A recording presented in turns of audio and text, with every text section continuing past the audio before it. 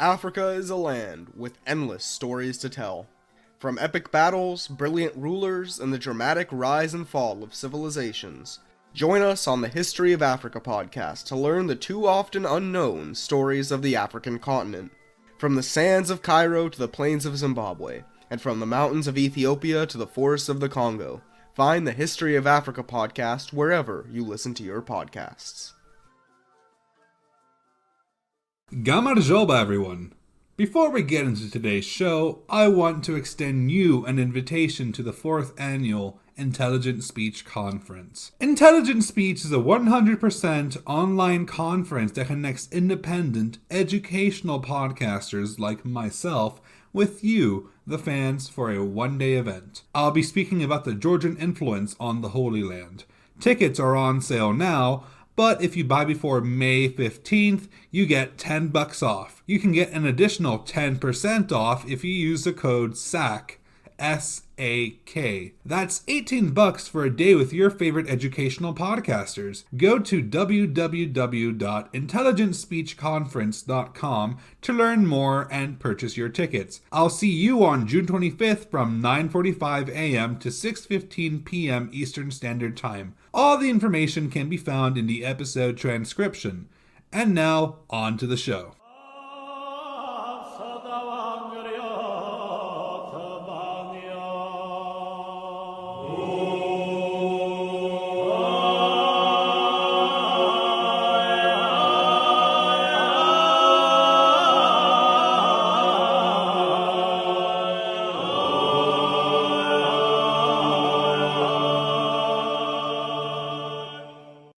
Our Father, who art in the heavens, hallowed be thy name. Thy kingdom come. Thy will be done on earth as it is in heaven.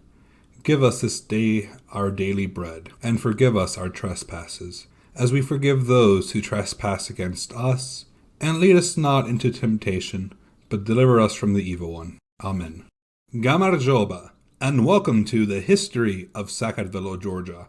I'm your host, Roberto, and this is episode 19, Equal to the Apostles. In today's episode, we'll see how King Miriam and St. Nino converted Kartli, how the Svetiskhaveli Cathedral in Mytishieta was built, and witness the end of King Miriam III's reign.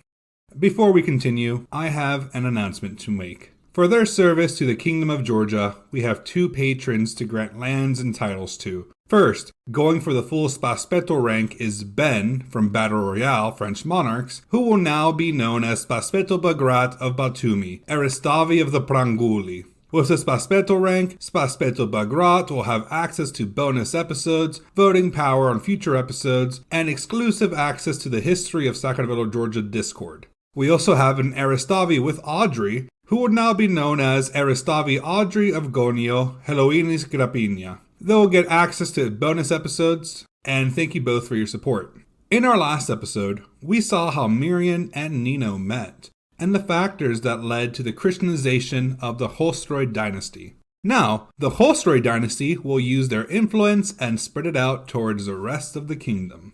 I'll have to once again make note that we are still following the chronicles for the story of Miriam because it is what contains the most information about him that anyone will know. It contains much legend about the conversion of Kartli, and we should say that it is in fact. We're not out to debunk religious belief, but at the same time, the warning must be told. I'll have an episode dedicated to the more secular theories on conversion and on religion in general in Kartli in a few weeks' time. Miriam stared at the map on the table. It had the layout of the city of Mytishieta, and circled were potential locations for the church he had planned to build, just as he had promised God upon his conversion. He, like all new Christian converts, was quite fervent in his faith. This should be of no surprise to anyone, as he was quite devout in his worship of Armaz and Ahura Mazda. You could say he's the religious equivalent of a serial monogamist. Miriam wanted to showcase the strength of his faith for God to the rest of the kingdom and have a congregation place for the rest of the Christians in Kartli. Unable to decide, Miriam rushed to find Nino. He found her praying at her usual location, at her bush.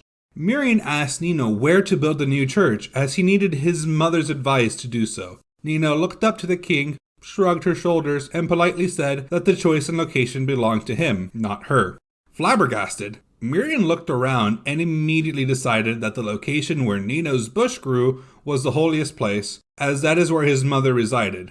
He decided that the royal garden was the place to be. He mentioned his decision to Nino, and recalled that she had a vision where black birds were washing in water and turning white, and to do so in the garden would be to build a house of God on that exact holy spot she had seen. In a flash, Miriam had brought a team of carpenters to his garden, and they cut down all the cedars that surrounded the area, creating 7 pillars. Wooden walls were built for his new church, and 6 out of the 7 pillars were erected. The tallest pillar, which would be directly in the center of the church, could not be moved. This tallest pillar was supposedly constructed out of the cedar tree, which contained the burial location of Christ's shroud, which was buried there all the way in Parzimon's I reign. This astounded the carpenters and Miriam. They brought in people from all over the realm to assist in lifting the pillar. Despite the amount of manpower available, using all their strength and even being assisted by powerful machines, the pillar would not budge a millimeter. Miriam and the people of Kartli were disheartened. They had no way of finishing their church without this final pillar. Seeing the struggles of the men, Nino came over to the pillar along with her disciples. She kneeled beside the pillar and prayed for God's assistance in helping create a church for him. As she prayed through the night, she wailed and shed tears upon the immovable pillar.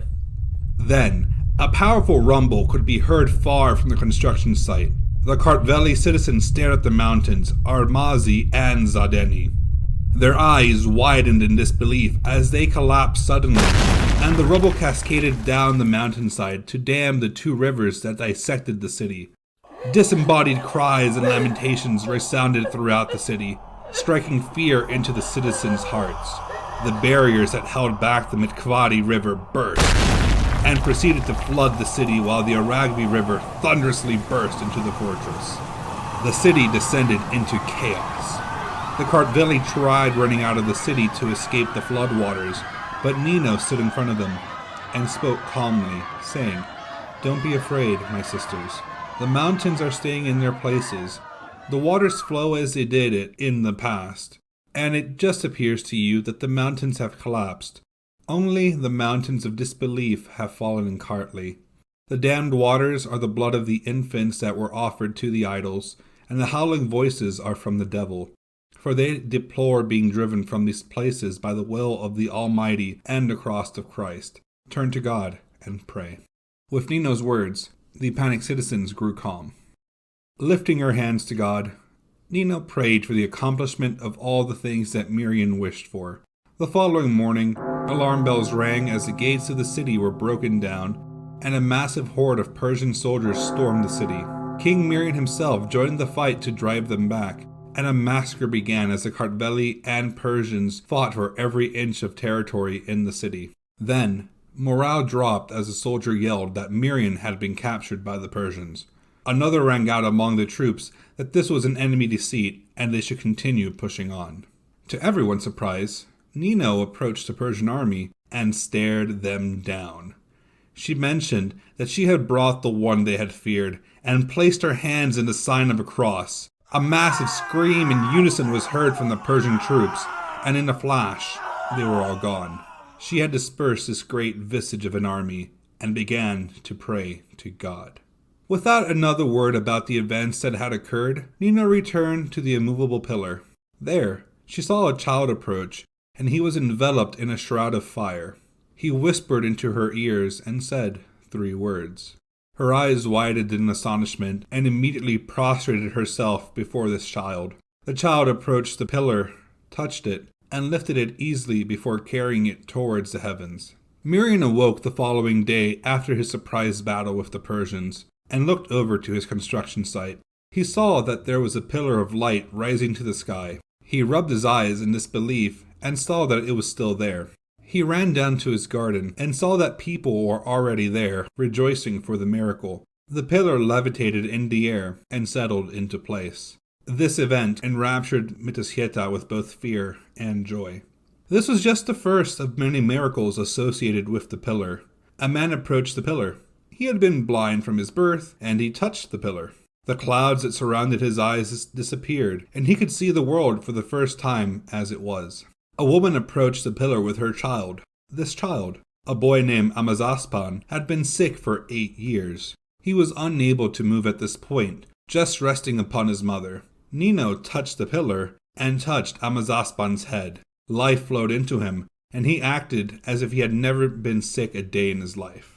Miriam stood stunned at the acts that had just occurred. Sick people from all over Mitisieta and Kartli came to touch the pillar and regain their health. Happy that his citizens were finding a cure for their diseases, Miriam became dismayed when the amount of pilgrims to the pillar caused the progress on his church construction to come to a halt. He ordered his carpenters to erect a wooden shelter around the pillar to stop the people from seeing the pillar. Despite these efforts, pilgrims continued visiting the holy site and touched the shelter itself, which still healed them. Construction slowed down, but the church had finished and was named the Svetichkhaveli Cathedral, or the Cathedral of the Living Pillar. Off in Constantinople, the envoys of King Miriam were given an audience with Emperor Constantine himself, and they prostrated themselves in front of him. They recounted the events that had occurred in Kartli and how they needed the help of the Romans with providing priests to properly convert and baptize the nation. Constantine and his mother Helen were overjoyed at the news of another converted nation, just a few years after Armenia had done so. They agreed that they would assist Kartli with their baptismal efforts. Accompanying Miriam's envoys to Mitisieta was a cleric named Bishop John, along with 2 priests and 3 deacons. Constantine personally sent Miriam a message filled with prayers, blessings, and thanks to God, alongside a cross and an icon of Jesus Christ. There were also many lavish gifts that accompanied this. Helen wrote Miriam a letter as well, praising him for his conversion to the true faith and encouraged him to continue down this Christian path. A few weeks after leaving Constantinople, Bishop John arrived in Mitisieta and went straight to work. He was an instant celebrity and was bombarded with requests for baptism. Kartli had been waiting for priests to baptize everyone. With Bishop John and his associates there, Miriam sent for his Aristavi to come immediately to Mitisieta. Nino presided over Miriam's baptism, while the priest and deacons baptized Queen Nana and Miriam's son, Rev and Varaz Bakur. Bishop John, on the other hand, was busy baptizing the Aristavi, each one separately. After their baptism of the royals and nobles, Bishop John and his associate turned to the local populace. The people of Kartli had an intense desire to be baptized, and went to the river where the churchmen were. They were afraid of not finding the eternal light as Nino had taught them, and baptism would help them in reaching heaven. The churchmen worked tirelessly and baptized all who wished to be baptized. However, not everyone wished to be baptized. Those living in the mountains of Kartli steadfastly refused to Christianize, and the Jews of Mitisieta also refused. Only one Jewish family converted, and that was the Barabbas family, whom Miriam granted the town of Sikhedidi. Miriam's son-in-law, Peroz, did not convert as well, as he was a lord over his own lands, despite Miriam having granted them to him. Miriam was content at seeing the vast majority of his nation converted, and then sent Bishop John and an Aristavi back to Emperor Constantine. They requested from the great emperor himself a piece of the true cross, a multitude of priests to convert the remaining area of Kartli, as well as builders and masons to erect churches throughout the land. Constantine gladly agreed to this, and even more relics were sent to Kartli, such as the board where Jesus' feet were nailed to and nails from his hands. Bishop John sent builders around Kartli to build churches and left relics within the churches in the care of the priests that were sent by Constantine. Seeing how all the holy relics and holy men were spreading around Kartli left Miriam with a bittersweet taste in his mouth. He wanted the churches, and most of all, the relics, to remain in Mitisieta near where he could see them. Nino could sense how he was feeling and assured Miriam that within Mitisieta, the most powerful relic remained at Svetichkhaveli, Christ's tunic. The years began to pass, and Miriam grew older and older. He had been on the throne for decades, and decided that he needed a co-ruler to assist in his day-to-day duties. He named his son Rev as king. This made him Rev II. After all, Rev was the firstborn and his heir, so he wanted a line of succession that would remain unbroken so that peace would transfer peacefully and ensure the Holstein dynasty. He co-ruled from Gamarjoba. Rev wanted to help with the conversion of Kartli and spoke with Bishop John. They discussed that there was a tree worshipped by those of the Armazi faith, mainly because it was quite beautiful and smelled sweet. It also had the nice effect of healing any beast that ate its leaves or seeds. Of course, since this was idolatrous and meant for Armazi, it had to be cut down. Rev did so, and took the timber and branches down to the town center. Then, something miraculous happened. The tree lost none of its color and remained intact for 37 days. Rev and Bishop John decided it had to be turned into a cross. They sent the cross to Miriam, and it was erected in the city. It's described as being as radiant as a cross of fire from heaven, and that it had a crown of stars upon it. 2 of these stars departed from the crown, and one went east and the other west. Nino, using her wisdom, said that the locations of these stars is where the crosses of Christ should be placed. Nino ordered for the Kartli to take one cross and erect it on Kartli mountain, and to give the other cross to Queen Salome, Rev's wife, to erect in Gamarjoba, so that the village of Bodhi would not fall to an enemy. The cross erected in the city was then taken to the foot of a mountain and placed at a spring. Nino spent the night praying over the spring, and her tears mixed into the waters. This caused many restorative miracles and wonders to occur from the cross and water. During an Easter celebration, King Miriam and Miriam sacrificed a paschal lamb for the Lord. Rev, however, was quite concerned as his small son became ill and was close to death. Rev took his young son, Saurmag, to the cross located at the spring and promised that in exchange for healing his son, he would build a shelter for the erected cross. Saurmag recovered in a moment, and Rev built a shelter for the cross of Miriam, where he would sacrifice the paschal lamb every year. At the location of this shelter, many miracles occurred, once again being the restoration of sight, the other the healing of the paralysis and mental health issues of a woman. The last one was a woman who brought her lifeless son to the cross and prayed intensely for 7 days over his body. On the 7th day, he was resurrected. People came from all over to heal their troubles upon this cross of Miriam and were baptized at this location. Happy news arrived to Miriam as they received a surprise visitor from Constantinople.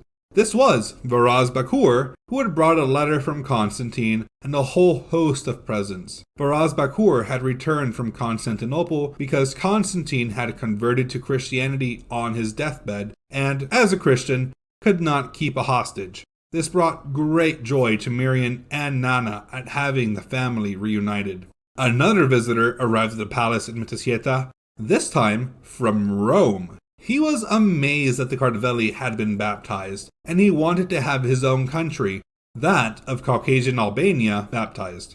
As mentioned earlier, Miriam was quite fervent in his beliefs, and he wanted to help this deacon convert his country of origin. He then sent for Nino and Bishop John, and told them that if they had to convert these pagan holdouts in the mountains, as well as his son-in-law Peroz, either through diplomacy or through force. Nino flared up and responded that God does not allow for forced conversions, so they must peacefully show them the light. Nino and Bishop John departed from the palace and were accompanied by an Aristavi. They arrived at the town of Sobeni and summoned the mountain tribes down to them and preached the words of Christ. The Aristavi brought the brute force and proceeded to destroy their idols, showcasing the power of the Lord. They continued through the small mountain villages, preaching to and baptizing everyone that they could. Many mountain tribes still refused to convert. Angry at the refusal, Miriam did the unthinkable to them. He raised their taxes. The mountain tribes fled from where they lived, hiding deeper in the mountains, and refused their conversion. As far as the chronicles show here, they remain unconverted. Nino went to the town of Bodi, where she had previously sent a cross to protect with Queen Salome, and stayed there to rest for a few days. She was getting old at this point, and all her travel had caught up to her. She felt intensely ill. Rev II and Salome informed Miriam, who sent Bishop John from his proselytizing mission to retrieve Nino and bring her to Mitisieta. Nino refused to be moved and said that if they wanted to see her, they must go to her. King Miriam arrived with Queen Nana and the rest of his entourage, where they saw Nino. She appeared before them as if she were an angel from heaven. They tore at the hems of her dresses and kissed them. Queen Nana sat near Nino, praying and weeping bitterly at the failing health of her friend and teacher. Nino, now sure that she was on her deathbed, recounted to everyone in the room her whole life. Queen Nana, Queen Salome, and Salome's friend, Perojavra, wrote down the story, which I recounted in our Patreon episode on Nino. Nino's story concluded. She told King Miriam to make Jacob bishop after Bishop John passed. Bishop John gave Nino communion, and she passed on to heaven sometime between 338 to 340 AD. Nino's death shook all of Kartli, as they had just lost their mother. Nino's remains were buried in the village of Bodi, where she had perished. King Miriam and the Aristavi were upset because the town of Bodi had nothing to offer. But it was only fit for the king to bury a modest woman in a modest place. Nino's will to be buried where she died was respected, and Miriam worked continuously at making all of Kartli follow the Christian faith. A few years passed, and grim news arrived from Ujarma. Miriam's eldest son, Rev II, had passed away and was buried in a tomb he had built himself. Miriam became overcome by grief at the death of his firstborn son. Miriam's health took a turn for the worst and started making plans for succession. He brought the men in his family, looking at his remaining son, Varaz Bakur, and at his two grandsons from Rev, Saurmag and Tirdat. He was growing weaker and weaker, and said to them, "My son, for me the dark was changed by light and death by life. I am giving my royal crown to you. Let God, the creator of heaven and earth, strengthen you in the true faith. Learn all the commandments of the Son of God, and set your hopes thoroughly on them. Let death in the name of Christ appear to you, through which you will win eternal life. And wherever you find these harmful idols of fire, burn them, and give their ashes to those who trust in them, and tell your descendants about all this. For I know that this belief will disappear among the tribes of the Caucasus. Do this work, apply your heart, and entrust yourself to the Son of God, born in ancient times, who became a man and underwent tortures in order to save us. Guided by the Holy Cross, you will win victories over your enemies, like those who love him with their hearts. Respect the life-giving tree, erected by God. Set your hopes upon it, and proceed to eternal peace with faith in the Holy Trinity." Hearing his father's words, Varaz Bakur must have been smug, having heard that his father had just chosen him to be his successor. His grandsons looked a bit dejected at the thought of their Romanized uncle taking power, but things were not yet over. Miriam ordered these men to bring him the cross of Nino and removed his crown. He passed over Varaz Bakur, blessed Saurmag, and placed a crown onto his head. Miriam smiled upon his grandson, expecting great things, and passed away. He was buried in the Samtavro monastery, and Saurmag was crowned as king. Miriam was followed by Queen Nana in death 2 years later, and she was buried beside him at the monastery. However, as the funeral procession and the crowning of Saurmag II took place, Varaz Bakur left the palace in anger and fled east to Persia. King Miriam and Queen Nana were canonized by the Church as saints and dubbed equal to the apostles, while Saint Nino became the enlightener of Georgia and equal to the apostles as well. In light of the Intelligent Speech Conference occurring next month, I will be deep in research for the next topic I have chosen, the Georgian influence on the Holy Land. To make up for not having narrative episodes, I have recorded 2 interviews, one with an Orthodox priest discussing Orthodoxy, and another with Trevor Cully from the History of Persia discussing Zoroastrianism. We'll have a myth in between those interviews, and then we'll be returning with an episode on the facts about the conversion of Kartli and discussing the different religions in the region. I would really love to have you all attend Intelligent Speech Conference and hear more about Georgia, so please come and join us and all the podcasters that will be there. To see images and bibliography related to today's episode, please go to our website to check them out under the episode's page at historyofsakartvelo.com. It contains all the links to our social media and email contact information. Sakartvelo is spelled SAQARTVELO. To help this podcast continue, please feel free to donate to the podcast via Ko-fi or PayPal. The link is in the podcast transcription and on our website. Our Amazon wish list is also available if you'd like to purchase a book for us. And we also started a Patreon, so subscribe on that too. The best way to help us for free is via review on Apple Podcast, Spotify, or your preferred podcast host, as it goes a long way with getting the word out about the show and helping us reach new people to learn about Georgia. Madloba da Nachpamdis, and thank you for listening to The History of Sakartvelo, Georgia. See you next time.